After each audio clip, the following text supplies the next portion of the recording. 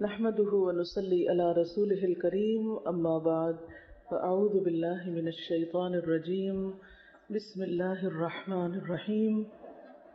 ہماری آج کی آیات سورۃ حامیم السجدہ سے آیت نمبر 30 سے لے کر آیت نمبر 36 تک، جن پر ہم غور و فکر کریں گے اور ان آیات کی روشنی میں اپنے عمل، اپنے معاملات اور اپنے طرز زندگی کا جائزہ لیں گے۔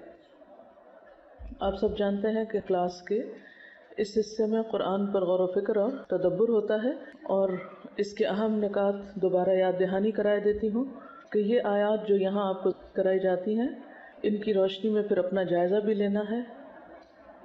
ہو سکے تو دن کی کسی ایک نماز میں ضرور اس کو پڑھیں، پھر تنہائی میں پڑھیں، اور جب بھی پڑھیں ساتھ ساتھ اپنا جائزہ ضرور لیں۔ جو غور و فکر اب ہوگا، اس کے علاوہ مزید غور و فکر اپنے روز مرہ کے معمولات کی روشنی میں، اور ان آیات کو پڑھتے وقت جلد بازی سے کام نہ لیں، کیونکہ عموماً قرآن کا وہ حصہ جو ہمیں زبانی یاد ہو جاتا ہے، پھر ہم بغیر سوچے سمجھے اس کو پڑھنے لگتے ہیں۔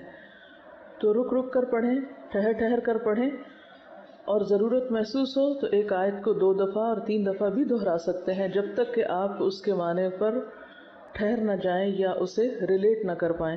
ان الذين قالوا ربنا الله ثم استقاموا تتنزل عليهم الملائكة الا تخافوا ولا تحزنوا وابشروا بالجنة التي كنتم توعدون۔ بے شک وہ لوگ جنہوں نے کہا کہ اللہ ہمارا رب ہے۔ سوال یہ پیدا ہوتا ہے کہ کیا ہم ان لوگوں میں شامل ہیں جو ایسا کہتے ہیں؟ کیا ہمارا قول بھی یہی ہے؟ یقیناً ہم سب یہ کہہ دیں گے کہ ہاں، ہم بھی یہ کہتے ہیں، لیکن کیا واقعی جب ہم کہتے ہیں تو اس کو سمجھتے بھی ہیں؟ یہ کہنا کہ ربنا اللہ، اللہ تعالیٰ کے ساتھ گہرے تعلق کا اظہار ہے۔ یہ صرف چند الفاظ کی تکرار نہیں، یہ کوئی معمولی قول نہیں۔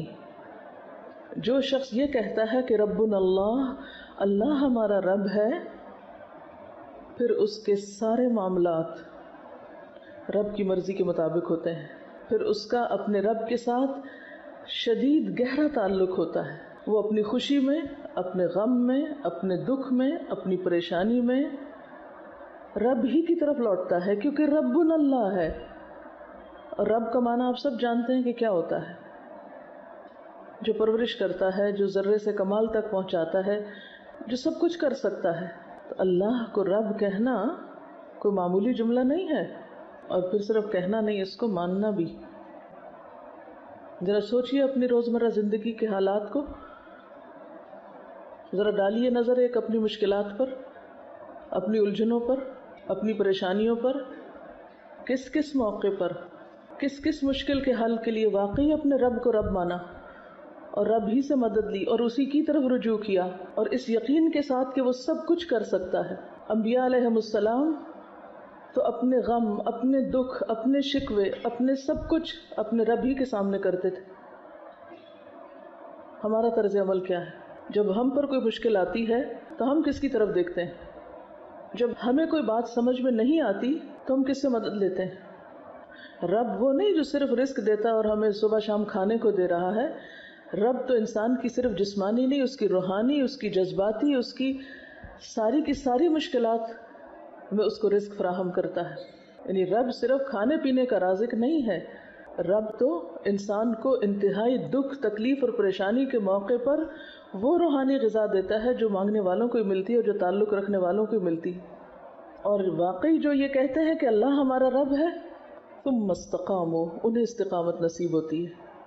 جب یہ استقامت نصیب ہوتی ہے تو اگلا انعام ملتا ہے، تتنزل علیہم الملائکہ، پھر ان کے دوست فرشتے بنتے ہیں۔ وہ ساری دنیا میں تنہا ہو کے تنہا نہیں ہوتے، وہ کسی بھی مشکل وقت میں نہیں گھبراتے۔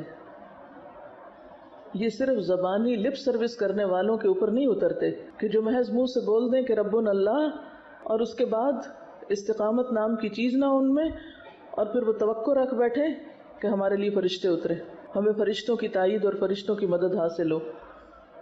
جن کے اندر استقامت نہیں، جنہوں نے سوچ سمجھ کے نہیں بولا یہ ربنا اللہ، ان کے لیے یہ سب کچھ اگلا نہیں۔ پھر ثم استقاموا، استقامت، جم جانا، دنیا ادھر سے ادھر ہو جائے لیکن اپنے نظریے اور اپنی سوچ میں جو اللہ کے ساتھ تعلق ہے اس میں، اللہ کی عبادت میں، اللہ کے دین کی خدمت میں، اپنے مشن میں ایک بال برابر بھی لرزش نہ آنا.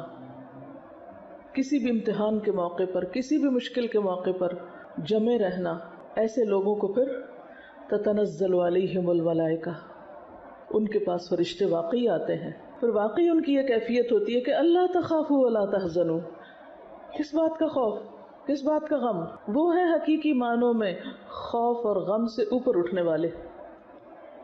پھر بڑے سے بڑا حادثہ، بڑے سے بڑا نقصان، بڑی سے بڑی پریشانی ان کے اندر نہ کوئی خوف پیدا کرتی اور نہ غم، کیونکہ جو ہی کو خوف کی لہر آتی ہے فوراً اپنے رب کی طرف رجوع کرتے ہیں. کوئی غم کی بات سنائی دیتی ہے فوراً اپنے رب کی طرف رجوع کرتے ہیں. ان کو وہاں سے ایسی روحانی غذا ملتی ہے کہ پھر کسی اور چیز کی ضرورت بھی نہیں رہتی. وَأَبْشِرُوا بِالْجَنَّةِ الَّتِي كُنْتُمْ تُوعَدُونَ. اور ہر حال میں استقامت اختیار کرنے والوں کے لیے ہی پھر کیا ہے؟ جنت کی خوشخبری ہے کہ دنیا میں جو بھی تکلیف آئے گی، اگر کانٹا بھی چبھے گا، کوئی بھی ناگوار صورت پیش آئے گی، کوئی بھی خواہش کے خلاف، کوئی بھی مرضی کے خلاف، تو کیا ہوگا؟ سب صلہ آخرت میں محفوظ ہے. جب رب نے ساری راحتیں وہاں رکھ دی اور بتا دیا کہ رستہ بڑا مشکل ہے، کٹھن ہے، تکلیف دہ ہے.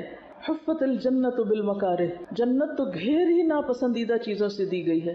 یہ ہو نہیں سکتا کہ کوئی جنت کے رستے کا مسافر ہو اور اس کے رستے میں پھر ناپسندیدہ چیزیں نہ آئیں، اس کی مرضی کے خلاف چیزیں نہ آئیں، اس کی پسند کے خلاف باتیں نہ ہوں. لازم ہے یہی رستہ، جنت کا رستہ، اس کے بعد کچھ نہیں. کوئی دوسرا رستہ ہے ہی نہیں جنت میں جانے کا. لیکن ہم کیا چاہتے ہیں؟ ہم جنت میں بھی پہنچیں اور اس رستے میں ہمیں کسی بھی ناگوار اور مرضی کے خلاف کسی صورتحال کا کوئی سامنا نہ کرنا پڑے. اور یہ امر محال ہے، ممکن ہی نہیں. احسب الناس ان يتركوا ان يقولوا آمنا وهم لا يفتنون. ایسے ہی چھوڑ دیے جائیں گے؟ جنت مفت میں نہیں ملا کرتی. جنت کی خوشخبری ملتی ہی ان لوگوں کو ہے جو اللہ کو رب مان کر اس رستے پر استقامت اختیار کرتے ہیں. لا یخافون لومۃ لائم. پھر انہیں نہ لوگوں کی باتوں کی پرواہ ہوتی ہے، نہ کسی اور چیز کا خوف ہوتا ہے. تبھی جا کر وہ جم جاتے ہیں. ایسے ہی لوگوں کو فرشتے کہتے ہیں نحن اولیاؤکم فی الحیات الدنیا وفی الآخرہ. ہم تمہارے دوست ہیں دنیا میں بھی اور آخرت میں بھی، دونوں جگہ. اور یہ چونکہ قرآن کے الفاظ ہیں اس لیے ان میں کوئی شک تو کیا ہی نہیں جا سکتا. لیکن سوچنے کی بات ہے کہ کیا ہمیں بھی کبھی فرشتوں نے وسپر کیا کہ نحن اولیاؤکم، ہم دوست ہیں، اگر سب چھوڑ بھی جائیں تمہیں تو کیا ہوا، ہم دوست ہیں تمہارے، تم کیوں غم کھاتے ہو؟ ہمیں ایسی وسپرنگز کیوں نہیں ہوتی؟ ہم مشکل اور تکلیف کے وقت میں یہ آوازیں کیوں نہیں سن پاتے؟ اس لیے کہ ہم نے رب اللہ صحیح معنی میں کہا ہی نہیں، ہمارے اندر صحیح استقامت آئی ہی نہیں، ہم نے خوف اور غم میں رب کو پکارا ہی نہیں، رب سے مدد لی ہی نہیں. ہم دوسروں کی طرف دیکھتے ہیں، دوسروں کے سہارے پہ جیتے ہیں. تو جو انسانوں کے سہارے پہ جیے گا وہ یقیناً مایوس ہوگا، کیونکہ ہر انسان کمزور ہے. تو نحن اولیاؤکم فی الحیات الدنیا وفی الآخرہ. اور آخرت میں بھی فرشتوں کا ساتھ انہی کو نصیب ہوگا جنہیں دنیا میں ہوتا ہے. اصل میں آخرت ہے کیا چیز؟ اب دیکھیے کہ آخرت ہمارا ایک دوسرا گھر ہے. آج ہم یہاں ہیں، کل ہمیں وہاں منتقل ہونا ہے. لازمی طور پر ہم سب کی ٹرانسفر ہونے والی ہے، کسی نے بھی یہاں نہیں رہنا، مانی ہوئی بات ہے. اور ٹرانسفر کا ایک مخصوص طریقہ ہے کہ ہمارا جسم ختم ہو جاتا ہے لیکن ہماری روح اور ہمارے احساسات اور ہمارے جذبات وہ نہیں مرتے. وہ جیسے دنیا میں ہوتے ہیں ویسے ہی مرنے کے بعد ہوتے ہیں اور ویسے ہی قیامت کے دن اٹھیں گے ہمارے ساتھ. اگر ہم یہاں نفس مطمئنہ ہے، قلب مطمئن ہے، یہاں استقامت ہے، یہاں خوف اور غم سے اٹھے ہوئے اوپر، اور یہاں ہمیں اللہ تعالیٰ کی مدد پہ بھروسہ ہے اور اللہ کی تائید اور فرشتوں کی دوستی پر، تو یہ سارا سیناریو وہاں بھی ایسا ہی ہوگا. جیسے حدیث میں تھا نا، جیسے مرو گے ویسے ہی اٹھائے جاؤ گے. جو لبیک پکارتا وہ مرے گا، وہ لبیک پکارتا وہ اٹھے گا. جس مجلس میں، جس محفل میں، جن باتوں میں، جن دوستوں میں، توفنا مع الابرار، جن لوگوں میں، جن سوچوں میں، جن احساسات میں، جن محبتوں میں، جن چیزوں میں مرو گے بعین ہی انہی کے ساتھ اٹھو گے، وہ نہیں مریں گے. اگر مرتے وقت اللہ کی محبت نصیب ہے، اطمینان قلب نصیب ہے، تو پھر قبر میں بھی اطمینان نصیب ہوگا، وہاں بھی کوئی خوف نہیں ہوگا، کوئی غم نہیں ہوگا، وہ فرشتے دوست ہیں، وہ آ جائیں گے۔ قیامت کے دن اٹھیں گے تو وہاں بھی یہی ہوگا، کوئی گھبراہٹ نہیں، کوئی فکر نہیں، کوئی پریشانی نہیں، فوراً آ پہنچیں گے دوست، فوراً اپنی تحویل میں لے لیں گے، فوراً رستہ دکھائیں گے، ہر مرحلے پر ساتھ دیں گے، کیونکہ ایسے لوگوں نے مادی سہاروں سے اوپر اٹھ کے کسی اور کو سہارا مانا ہے، اور پورے یقین کے ساتھ نحن اولیاؤکم فی الحیات الدنیا، دنیا میں بھی ساتھ ہیں تمہارے، وفی الآخرہ، اور آخرت میں۔ اگر آج دنیا میں ہمیں محسوس نہیں ہوتا نا، تو آخرت میں اچانک کہیں سے نہیں آ جائیں گے یہ۔ ان کیفیات کو یہیں لانے کی ضرورت ہے، اور یہ کیفیات پیدا اس وقت ہوتی ہے جب انسان سچے دل سے رب کو رب مانتا ہے، اور جب انسان استقامت اختیار کرتا ہے، چاہے مرضی کے مطابق حالات ہو یا خلاف ہو۔ جب واقعی انسان اللہ کو تھام لیتا ہے، فقد استمسک بالعروۃ الوثقی لا انفصام لها، لیکن ہم نے اپنے رب کو تھاما ہی نہیں، اس کی طاقت کو جانا ہی نہیں، اس پہ پورا یقین کیا ہی نہیں، اس لیے ہماری یہ کیفیات ہوتی ہیں، اس لیے ہم گرتے پڑتے رہتے ہیں، اس لیے کبھی اس کا ہاتھ پکڑتے ہیں، کبھی اس کا سہارا لیتے ہیں، کبھی اس کا لیتے ہیں۔ جب تک ہم یہ شرک چھوڑیں گے نہیں، میں اسے ایک طرح کے شرک کہوں گی، کہ جو امیدیں ہمیں اپنے رب سے ہونی چاہیے وہ ہمیں انسانوں سے ہیں، جو محبت اپنے رب سے ہونی چاہیے وہ انسانوں کو دے رکھی ہے ہم نے، جو عظمت اور جو مقام اور جو بلندی رب کا ہمارے نگاہ میں ہونا چاہیے وہ ہم نے اور دوسری مادی دنیا کی چیزوں کو دے رکھا ہے۔ پھر جب ہم نے سہارا غیر اللہ کو بنا رکھا ہے تو مدد وہاں سے کہاں سے آئے گی؟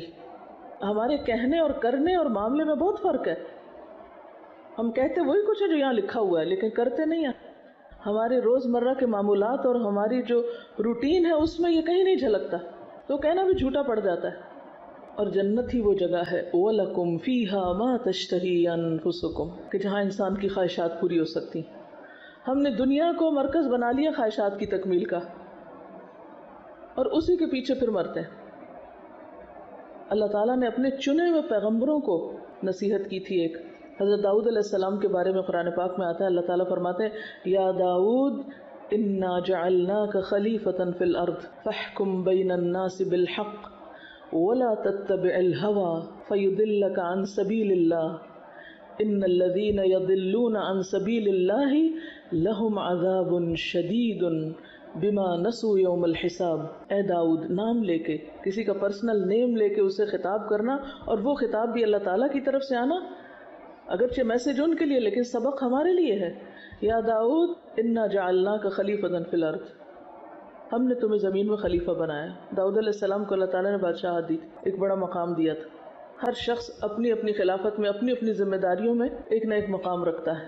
کلکم راع وکلکم مسئول عن رعیتہ، جس شخص پر جہاں جو کی بھی ذمہ داری ہے وہ وہیں پر ایک طرح سے خلیفہ ہے۔ ہر انسان خلیفہ ہے زمین میں، کسی کا مقام بڑا ہے اور کسی کا چھوٹا ہے، لیکن معاملہ کسی نہ کسی طرح ملتا جلتا ہی ہے۔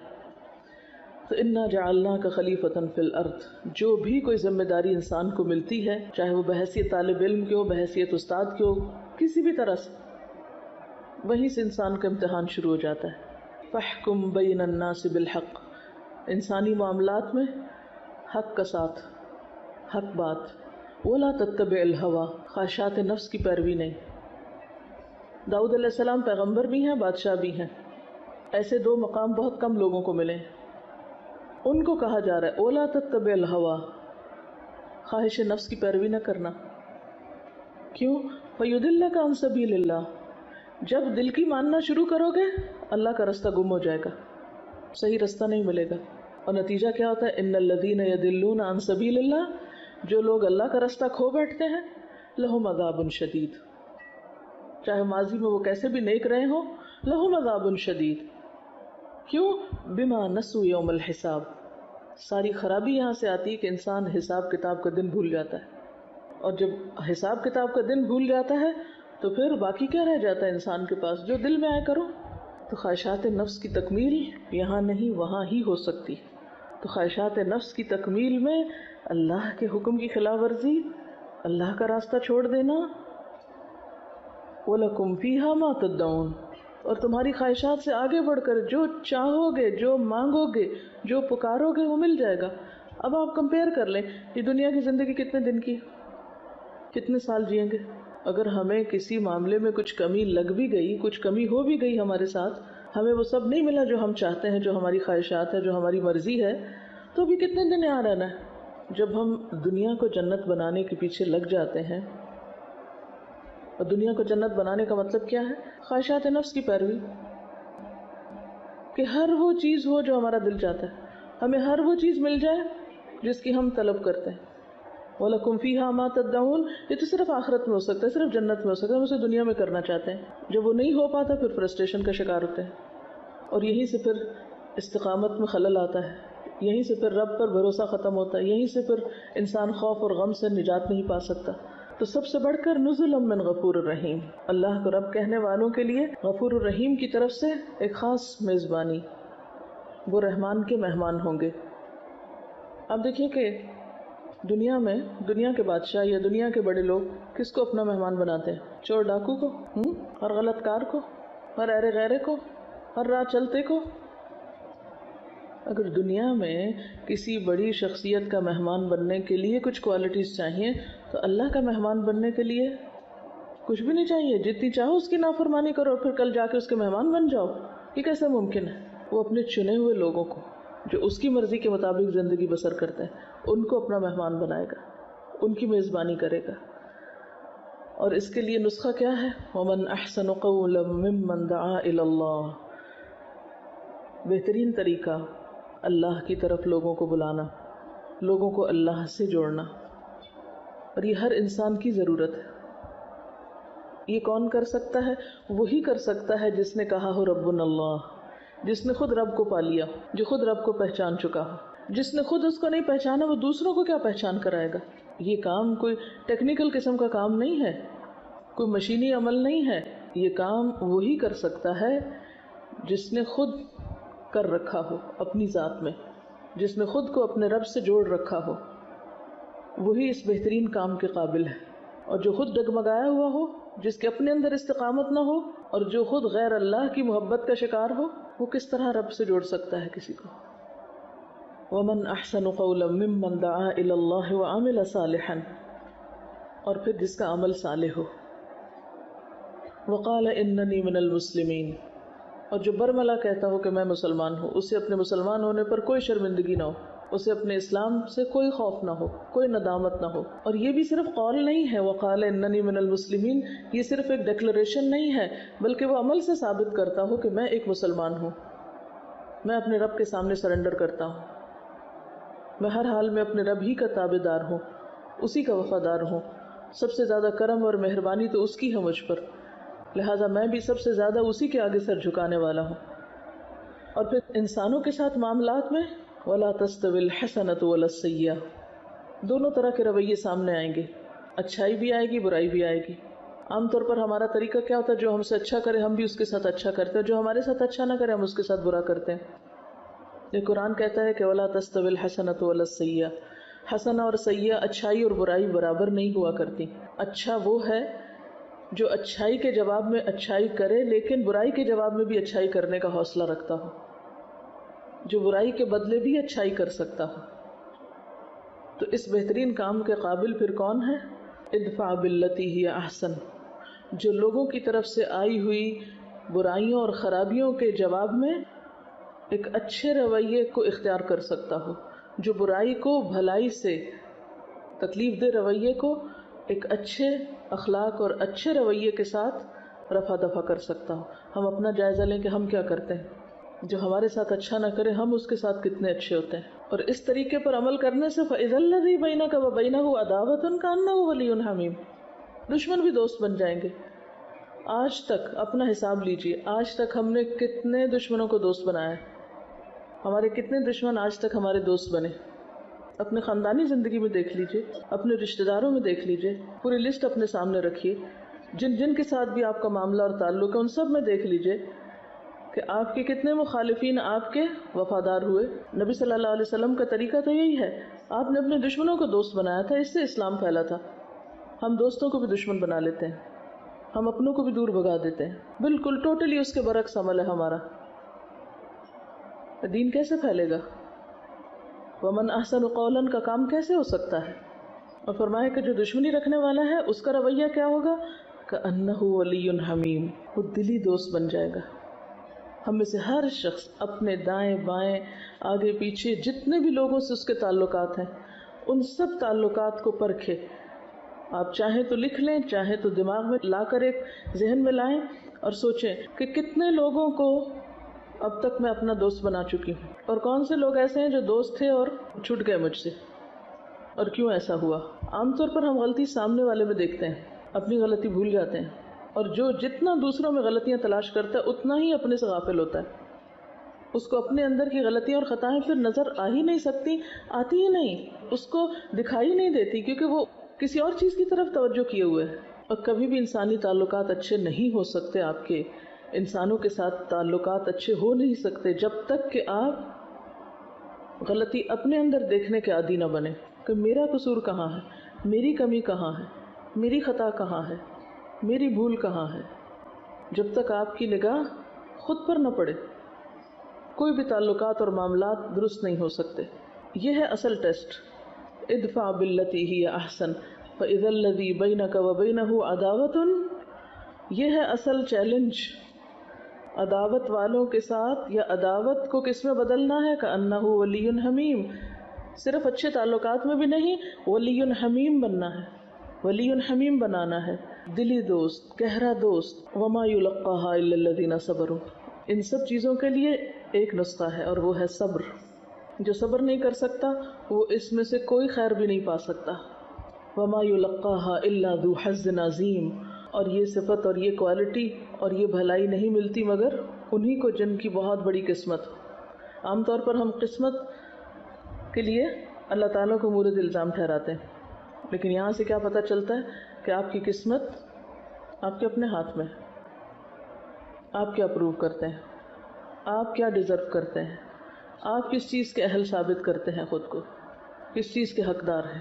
وما یلقاها الا ذو حظ عظیم، یہ ذو حظ عظیم وہی شخص ہوتا ہے جس کے اندر صبر ہی صبر بھرا ہوا ہو، جو برائی کے جواب میں بھلائی کرنا جانتا ہو، جو دوسروں کی غلطیوں کو معاف کرنا جانتا ہو۔ والکاظمین الغیظ والعافین عن الناس واللہ یحب المحسنین، جو صرف غصے کو پی جانے والے ہی نہ ہوں بلکہ معاف بھی کرنا جانتے ہوں اور معاف کر کے احسان کے درجے پر ہوں۔ ہمارا طرز عمل کیا ہے؟ ہم میں سے ہر شخص کو خود کو پرکھنے کی ضرورت ہے، اور اس میں سب سے بڑی رکاوٹ شیطان کے وسوسے۔ وَإِمَّا يَنزَغَنَّكَ مِنَ الشَّيْطَانِ نَزْغٌ فَاسْتَعِذْ بِاللَّهِ، ابتدا جہاں سے ہوئی انتہا بھی وہیں ہوئی۔ علاج کیا ہے ان وسوسوں کا؟ فَاسْتَعِذْ بِاللَّهِ، اللہ سے مضبوط تعلق۔ اور پھر مایوسی نہیں، تم یہ دیکھو کہ تمہاری دعاؤں میں کتنا خلوص ہے، تمہاری دعاؤں میں کتنی تڑپ ہے، اس میں یقین کتنا ہے، بھروسہ کتنا ہے، اعتماد کتنا ہے، تم نے رب کو رب مانا کتنا ہے۔ سبحانک اللہم و بحمدک، نشہد ان لا الہ الا انت، نستغفرک و نتوب الیک۔ والسلام علیکم و رحمۃ اللہ وبرکاتہ۔